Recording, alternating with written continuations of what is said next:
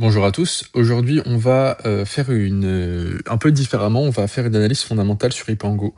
Donc, il y aura pas de graphique. Il y aura peut-être des allusions au cours d'Ipango, mais en fait, on va se concentrer vraiment sur le fondamental de l'entreprise.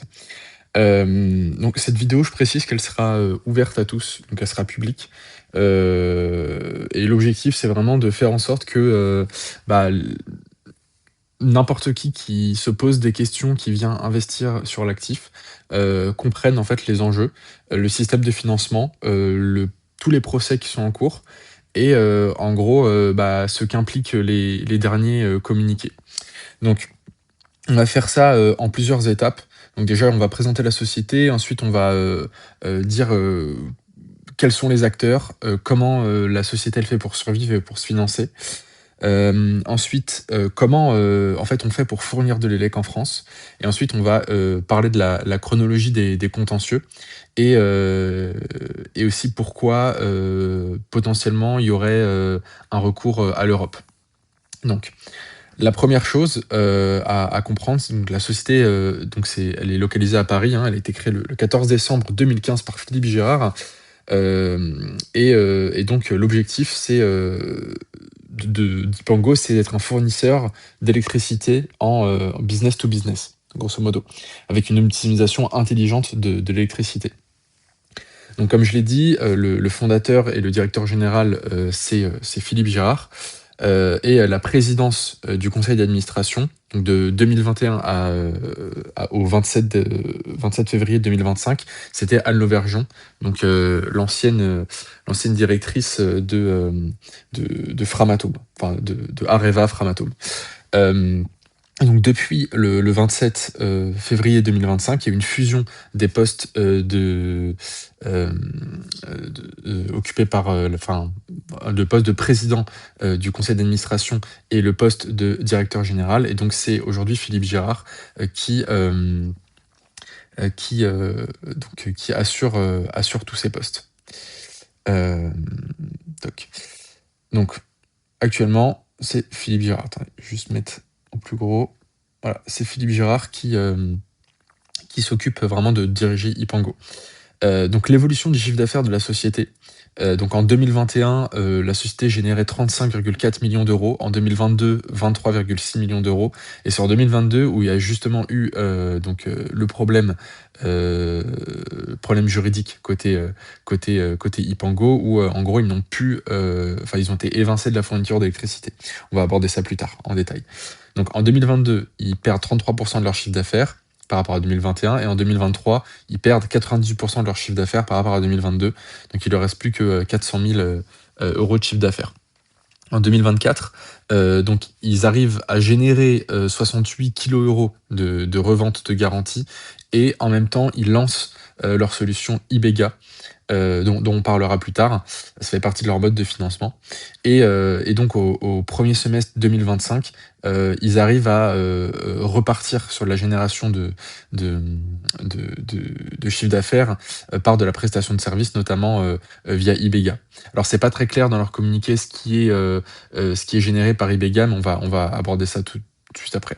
Donc pour comprendre vraiment l'histoire d'Ipango, en fait, il faut comprendre qui est-ce qui fait quoi dans tout ce bordel, grosso modo.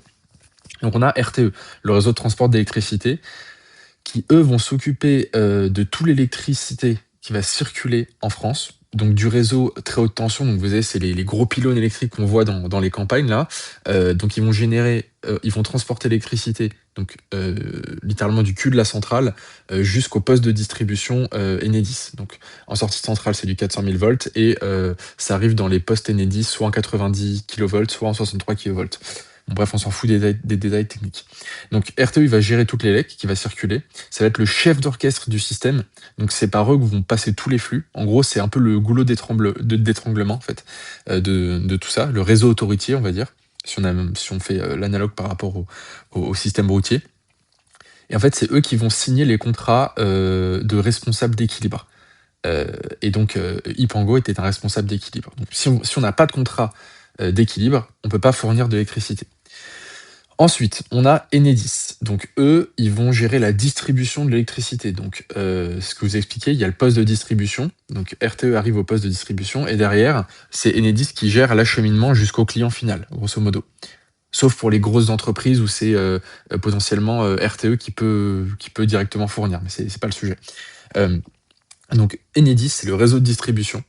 Ils vont acheminer donc l'élec jusqu'aux maisons, aux entreprises, et ils vont relever, générer, ils vont relever les compteurs et gérer les compteurs, donc notamment les Linky que vous voyez, dont tout le monde parle depuis des années. Et ils vont gérer aussi tous les raccordements au réseau. Donc sans Enedis, il n'y a pas de données de consommation. C'est hyper important à savoir et c'est eux qui, au final, ils vont déconnecter ou pas un client, grosso modo. Ensuite, on a EDF, qui est l'opérateur historique, donc qui est aussi le fournisseur de secours, bizarrement. Enfin, pas bizarrement, mais c'est le fournisseur de secours d'électricité. Et donc EDF, ils vont bénéficier directement de la disparition d'un concurrent. Donc là, par exemple, quand Ipango a perdu son droit de fourniture, son droit de fournir de l'électricité, du coup, c'est EDF, le fournisseur de secours, qui a récupéré ce droit de fourniture. Ensuite, on a la CRE, donc la Commission de régulation de l'énergie. Eux, c'est un peu la douane, enfin la police de l'énergie. Donc, ils vont fixer toutes les règles, les tarifs et les limites réglementaires. Et ils vont valider certaines décisions. Puis le contrôle aussi, ils vont contrôler aussi les fournisseurs. Ils vont aussi, alors, retenez bien, ils vont fixer le complément de prix d'ARENH. Donc ça, c'est quelque chose qui a été aussi question de litige. Après, on l'abordera. Donc, quand la commission de régulation de l'énergie va se tromper, donc le système, grosso modo, il part un peu en freestyle, et c'est ce qui a donné lieu à la délibération numéro 22-25, qui a été annulée par le Conseil d'État, donc en faveur d'Ipango. Donc au niveau un peu ministériel, on retrouve le ministère de la transition de l'énergie.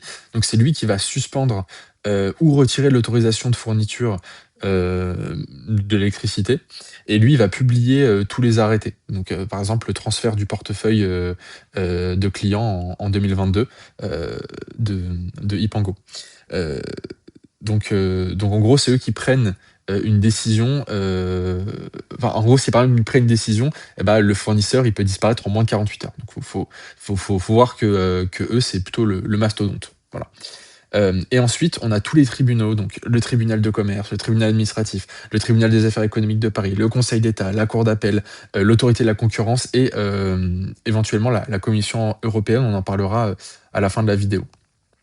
Donc tout ça, donc tous ces acteurs-là, ont joué dans le processus juridique dans lequel est actuellement Ipango. Et évidemment, Ipango, étant donné qu'ils ont plus de revenus de fourniture d'électricité, le temps de produire une solution qui permette de générer du chiffre d'affaires, c'est-à-dire Ibega, en fait, ils ont été obligés de se financer. Donc le mode de financement de la société, donc c'est un financement qui est dilutif et qui est actuellement toujours présent jusqu'à ce que Ibega prenne le dessus sur le contrat dilutif. Donc le financement actuel, donc il est temporaire. Donc il faut bien garder ça en tête, c'est que l'objectif, c'est de financer les procès et la structure, le temps d'avoir du chiffre d'affaires pour être autonome. Donc le besoin, il est bien. Le besoin de financement, il est temporaire. Il a déjà été expliqué. La stratégie, elle a déjà été expliquée plusieurs fois par le directeur général. Comme quoi, quand ils en auront plus besoin, ils supprimeront le contrat. Donc le financement actuel, c'est un contrat d'OCA qui a été émis en avril 2024. Donc l'objectif, c'est Ipango va emprunter de l'argent. Donc ça va être une dette obligataire, et le financeur, lui, va convertir cette dette en action. Donc ce qui va mécaniquement faire une dilution de cours. Donc le contrat, il est de 4 millions d'euros, donc c'est 800 Océanes qu'on va multiplier par 5 000 euros. Une partie non négligeable de ces Océanes ont déjà été tirés et ont déjà été absorbés par le marché. Donc on voit qu'effectivement, donc ça c'est ce que j'ai analysé dans les vidéos, bon c'est pas l'objet de cette vidéo là, mais En gros, on voit que, systématiquement, le marché soutient en fait le prix, de l'action, et que, bah, ces océanes, elles sont en fait, elles sont pas, comment dire, émises bêtement, mais c'est vraiment des océanes qui sont, émises au fil de l'eau, en fonction du besoin et c'est vraiment, ils utilisent les océanes pour vraiment survivre et pas, financer des choses complètement, inutiles. Voilà. Hem donc voilà, donc une partie non négligeable donc a déjà été tirée, c'est assez important et absorbée par le marché. Donc Ipango, son objectif, c'est de se passer de ces océans à moyen terme, en ayant développé, donc Ibega, donc c'est leur, filiale technique, qui a pour but d'optimiser l'énergie, heu, pour faire de l'autoconsommation, du pilotage intelligent, du monitoring, avec de l'IA et de gérer des contrats, B2B récurrents pour leur ramener de l'argent, grosso modo. Donc vraiment, c'est l'objectif, c'est que Ibega prenne, enfin que les contrats d'Ibega vraiment, remplacent les océans. Donc en chiffres, donc en 2024, donc il y a eu les premières facturations de Ibega. Au S1 2025, on a un premier chiffre d'affaires de 226 kg où on n'a pas de détails, mais c'était le chiffre d'affaires de Ipango. On ne sait pas exactement, ce qu'a généré, Ibega dans ce chiffre d'affaires-là, mais on sait qu'il y a une partie qui provient du lancement de la solution et l'objectif interne, c'était 100 sites équipés fin 2025. Donc là, on attend aussi une communication, sur, en fait, l'avancée, des objectifs en gros d'équipement, d'Ibega sur 2025. Ensuite, donc, pour fournir de l'électricité, il faut savoir comment ça fonctionne. Il faut 2 choses, qui sont assez importantes. La première, c'est que pour fournir de l'électricité, il faut une autorisation administrative. Donc ça, c'est le CRE plus le ministère qui le donne et ça, Ipango, elle l'a toujours aujourd'hui. Il y a aucun débat là-dessus. Ipango est en capacité de fournir de l'électricité. Ensuite, donc il faut un contrat de responsable d'équilibre. Donc le responsable d'équilibre, lui, va garantir l'équilibre, pardon, l'équilibre, entre ce que les clients ils vont consommer et ce que, bah, la société enfin, ce qu'on va injecter sur le réseau. Donc le contrat de responsable d'équilibre, il va aussi permettre de gérer tout ce qui est écart, pénalité et autorisation à injecter et à soutirer de l'élec, grosso modo. Et en gros, bah, en France, c'est toujours, RTE qui va, donner ce contrat, grosso modo. Et c'est ce contrat-là qu'aujourd'hui, Ipango, n'a plus. Enfin, depuis 2022, en fait, ils ont en incapacité, enfin, il a été retiré, du contrat, de responsable d'équilibre. Hem, Ensuite, il faut un contrat de branchement, pour gérer le flux de données avec Enedis et sans ça, bah, on peut pas facturer, on peut pas connaître la conso, on peut pas gérer, les sites, on peut pas équilibrer le réseau. Et donc Enedis, eux, ils avaient coupé, le flux de données en 2022. Hop, donc lié à la résiliation du contrat de responsable d'équilibre et donc pourquoi, au final, RTE ne peut pas fournir d'électricité aujourd'hui? Parce que RTE leur a retiré leur statut de responsable d'équilibre en février 2022. Et donc le Conseil d'État et le tribunal de commerce, eux, ils ont dit que, la CRE s'est plantée. Donc la CRE, donc c'est la Commission de régulation de l'énergie, la police de l'énergie. En gros, ils admettent que, la CRE s'est plantée et que la décision ministérielle était basée sur un acte illégal. Donc ça, c'est acté, en fait. Et que la résiliation, de RTE, n'avait, en gros, pas de fondement juridique. Ouais, il y a une phrase qui a sauté, mais, que en gros la résiliation de RTE n'avait pas de fondement, juridique. Par contre, suite à en fait, à ce que le Conseil d'État et le tribunal du commerce, ils ont dit et acté, en fait, il y a toujours pas eu enfin, il y a aucune autorité qui n'a encore ordonné à RTE, de rétablir le contrat de responsable d'équilibre. Donc ce contrat de responsable d'équipe, c'est bien la seule chose qui manque à Ipango pour fournir à nouveau. Et ça, il faut que ce soit bien clair, dans votre tête, c'est qu'une fois qu'on a ce go-là, Ipango, il peut refournir de l'électricité, il est en capacité de refournir de l'électricité et de régénérer du chiffre d'affaires. Donc comment Ipango peut faire pour, en fait, refournir de l'électricité. Donc il y a plusieurs possibilités, il y en a 3. La première, c'est de gagner son procès contractuel avec, contre RTE. Donc vous savez les fameux, le fameux procès pour les 148 millions d'euros. Donc soit ils rétablissent le contrat, plus en payant des pénalités, soit, ils indemnisent, Ipango, heu et hem et en gros, bah, ils font en sorte que Ipango puisse être capable de signer un autre contrat de responsable d'équilibre. Parce qu'il faut savoir aussi que RTE n'est pas le seul. Heu, il y a aussi, tout ce qui est, alors je connais pas très bien le sujet, mais je crois qu'il y a des régies, qui fonctionnent indépendamment. Donc voilà, il y a aussi d'autres possibilités, que de passer par RTE, même si RTE reste le plus gros acteur. Après, il peut effectivement conclure donc avec un responsable d'équilibre, alternatif, par un acteur privé. C'est possible mais rare. Ou alors, on peut faire intervenir l'Europe, si l'affaire devient un cas d'abus de marché. Et ça, bah, vous voyez, ça a déjà été, mine de rien, au niveau du Conseil d'État et du tribunal du commerce. Enfin, en fait, c'est déjà acquis que oui, il y a eu quelque chose d'illégal. Voilà. Donc Ipango, quand même, a déjà gagné certains combats. Donc on va un peu, récapituler tout ça parce que je sais que c'est pas super clair, dans la tête de tout le monde et ça a pris quand même beaucoup de temps pour réunir toutes ces informations et pour les mettre, de manière claire sur le papier. Donc tout commence en 2022, donc en janvier 2022 notamment avec la délibération numéro 22-25, de la commission de régulation de l'énergie, plus la modification des règles, de la RENH. En février 2022, il y a RTE qui résilie l'accord, de responsable d'équilibre avec Ipango. Et le 18 mars, donc il y a l'arrêté ministériel, qui transfère les contrats vers le fournisseur de secours qui est EDF. Heu, En 2022, du coup, il y a le début un peu de tout le juridique. Hem, donc ça part au Conseil d'État, OK?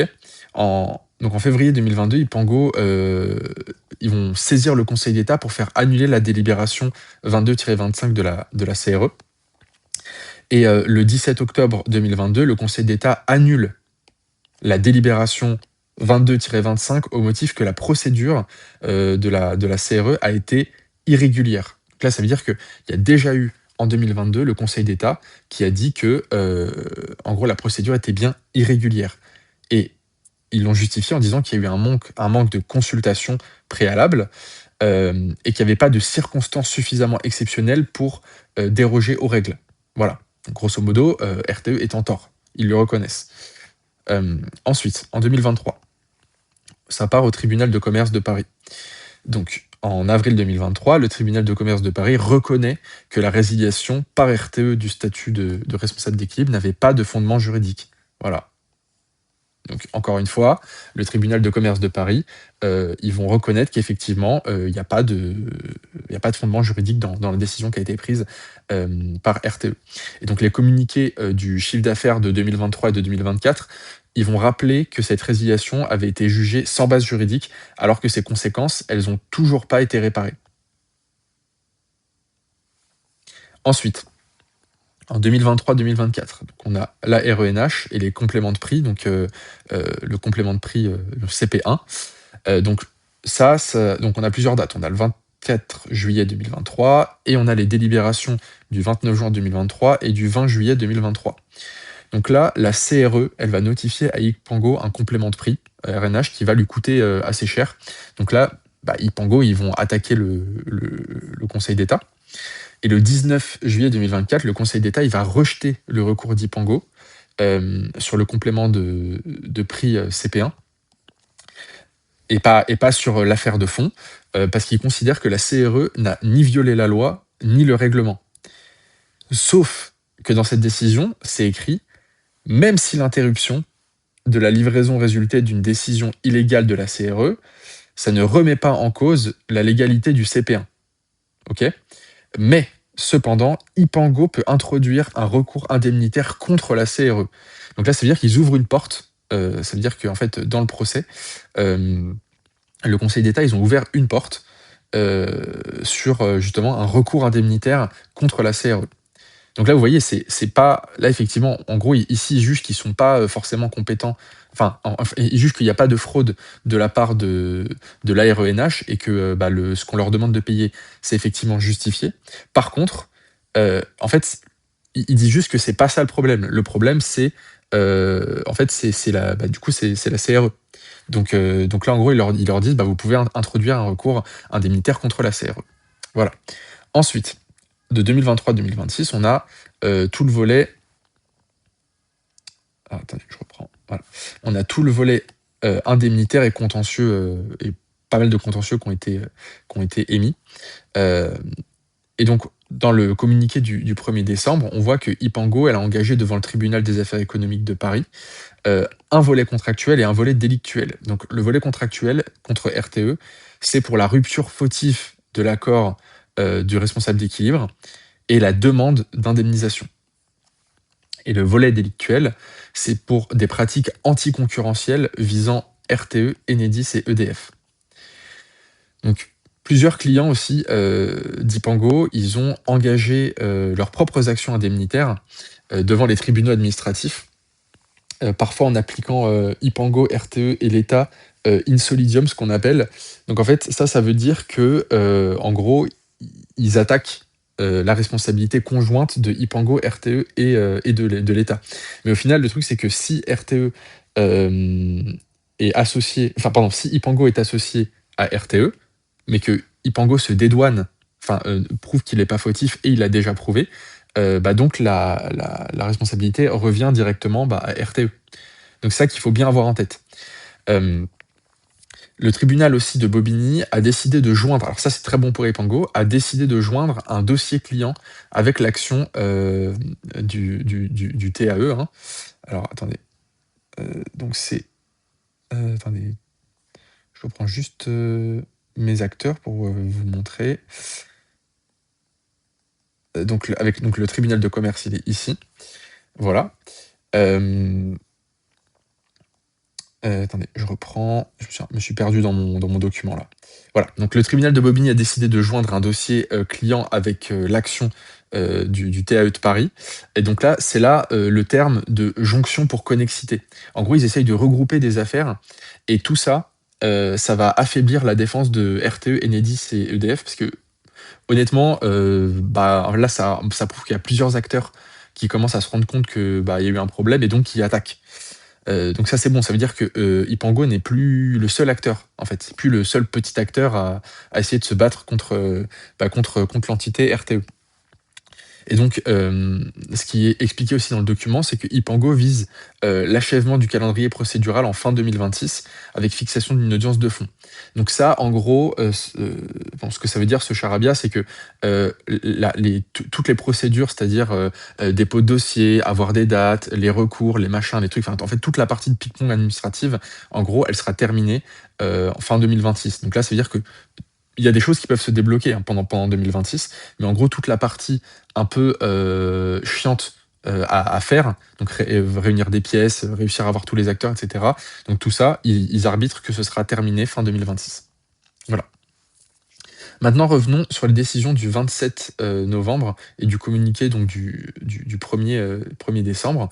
Hem, c'est que la cour d'appel de Paris, donc là, que ce soit clair pour tout le monde, la cour d'appel de Paris, elle a rejeté le recours d'Ipango contre la décision de l'autorité de concurrence qui refusait de se saisir de l'affaire. Donc concrètement, ça veut dire quoi? C'est-à-dire que la cour d'appel, elle va pas se prononcer sur le fond et elle va laisser l'autorité, de la concurrence en dehors du dossier. Donc ça veut juste dire, bah, voilà, juste on n'est pas compétent pour gérer l'affaire. Par contre, enfin continuez vos recours quoi, mais juste nous on n'est pas compétent. Ensuite, donc Ipango, ils disent qu'ils envisagent un pourvoi en cassation. Et ça, c'est bon pour Ipango parce que si la cassation, elle cesse, l'arrêt, grosso modo, de de de la cour d'appel ici, et ben, en fait, il y aura une nouvelle chance pour réexaminer, le dossier du côté de l'autorité de concurrence. Et après, donc et là, ça, c'est la meilleure nouvelle, c'est, l'effet collatéral possible et la fin du sursis à statuer, obtenu par RTE, Enedis et EDF sur le volet délictuel, devant le TAE. Ce qu'il faut savoir, c'est que RTE, Enedis et EDF, ils ont utilisé une technique assez classique, hein, pour bloquer un dossier devant un tribunal. C'est de dire bon bah voilà, ah mais attendez, il y a une affaire qui est en cours qui pourrait potentiellement influencer le jugement, donc on attend le résultat et on reporte, grosso modo. Enfin, c'est un truc classique. Et donc là, bah, en fait, vu qu'il y a plus, vu que la décision du 27/11/2025, elle ferme le dossier anti-concurrence, et ben elle ferme aussi donc le motif du sursis de RTE, Enedis et EDF. Donc le tribunal, il peut maintenant reprendre l'instruction du volet délictuel. Et donc là, bah, du coup, RTE, EDF et Enedis, ils peuvent plus geler la procédure. Donc là, ça y est, le procès va pouvoir reprendre. Et donc, bah, le dossier, évidemment, donc il va avancer. Et pour Ipango, en fait, ça veut dire quoi? Ça veut dire une reprise du momentum judiciaire. Voilà. Et donc pour conclure, pourquoi pourquoi on peut parler d'un recours à l'Europe? Ce qu'il faut savoir, c'est que, bon, ce serait très long à expliquer dans une vidéo, mais il faut savoir qu'en fait, le modèle français, de la gestion de l'électricité, il plaît pas du tout à l'Europe. Surtout, il est assez fragile, face au droit européen, étant donné que en fait, on a des acteurs qui sont anciennement étatiques, qui ont été éclatés. Donc avant, on avait un EDF au global. Je vais peut-être vous faire un dessin comme ça. Avant, on avait en gros EDF, et ensuite, ils ont été éclatés en EDF pour la production, RTE pour le transport, et donc bon, à l'époque, c'était ERDF, mais bon, c'est donc c'est Enedis, anciennement ERDF. Et donc en fait, bah, aux yeux de l'Europe, bah, en fait, c'est toujours un gros consortium. C'est juste que, bah, en fait, le EDF étatique là, bah, juste il a été splitté en plusieurs sous-parties. Mais donc ça plaît pas forcément à l'Europe d'avoir ces structures-là. Vous voyez ce que je veux dire? Donc l'Europe est déjà un peu, pas très, enfin, émet un avis pas ouf sur la façon de gérer le réseau électrique en France. Et du coup, bah, donc ça veut dire que RTE, Enedis et EDF, ils sont séparés sur le papier, mais pas assez séparés aux yeux de Bruxelles. Et donc Ipango, étant donné qu'ils ont un dossier où ils prouvent les irrégularités qui ont été reconnues par les juridictions françaises, et bah là, du coup, l'Europe, sachant qu'ils ont déjà sanctionné EDF pour des mesures anticoncurrentielles, et bah, potentiellement, ils pourraient faire quelque chose. Et, et le truc, c'est que bah, l'Europe, s'ils estiment qu'il y a une discrimination, eux, ils peuvent faire quelque chose. Ils peuvent imposer des sanctions financières, ils peuvent obliger, enfin, ils peuvent faire une obligation d'accès spécifique et une injonction à rétablir un acteur sur le marché. Donc ça, c'est assez important. C'est qu'en fait, étant donné que EDF s'est déjà pris des remontrances de la part de l'Europe, en fait, c'est là où je pense que c'est là la strate d'Ipango, c'est justement de prouver qu'on peut faire monter le dossier plus haut. Et juste à titre informatif, en 2022, en 2013 et en 2010, il y a eu plusieurs recours contre EDF, donc notamment sur l'autorité de la concurrence qui condamne EDF, donc ça c'était en France, qui condamne EDF pour un abus de position dominante et qui avait émis une sanction de 300 millions d'euros. En 2013, il y avait eu une sanction de 13,5 millions d'euros pour avoir favorisé l'une de ses filiales dans le photovoltaïque. Bon, ça, c'est pas exactement je veux dire, dans le même secteur, mais voilà. Et en 2010, donc EDF a dû négocier des engagements pour échapper aussi à une amende de la part de l'Europe. Donc voilà. Donc l'objectif de la vidéo, c'était de vous faire comprendre que bah, la société, mine de rien, elle est, bah, elle est proactive. Donc ça veut dire qu'elle est assez agressive dans ses démarches juridiques. D'un autre côté, elle essaye de prouver, enfin, elle essaye de montrer sa solidité en créant une solution, en créant sa solution Ibega, pour essayer de faire en sorte que le contrat dilutif, il perdure pas au final. Et donc là, bah, effectivement, fin 2020 enfin, pardon, fin 2024, début 2025, on a eu le lancement de leur solution technique et donc maintenant, bah, on attend des chiffres. Donc concrètement, là, le news flow pour Ipango, bah, il est pas mal. On attend quand même pas mal de choses, et donc ramener juste à: «Oui, il va se passer un truc fin 2026, dé 2027», bah, non, non, non, parce qu'il va se passer des trucs avant parce que la société Ipango, elle travaille de son côté, elle développe des solutions, elle va émettre, enfin, elle va générer du chiffre d'affaires. Donc tout ça, on attend énormément de choses là d'Ipango. Donc ça ne se résume pas juste, au processus juridique qui en plus de toute façon reste flou. On a du mal à avoir des dates. Donc voilà. Moi je pars du principe que le news flow de, Dipango est quand même assez soutenu et qu'en fait, ça vaut le coup qu'on s'y intéresse. Donc je vais pas faire d'aparté sur les charts, graphiquement et sur l'analyse technique parce que c'est pas le sujet de la vidéo. Je referai peut-être une analyse, mais en tout cas, voilà, tout ce que j'expliquais, avant donc est bien confirmé dans ce communiqué, de début décembre.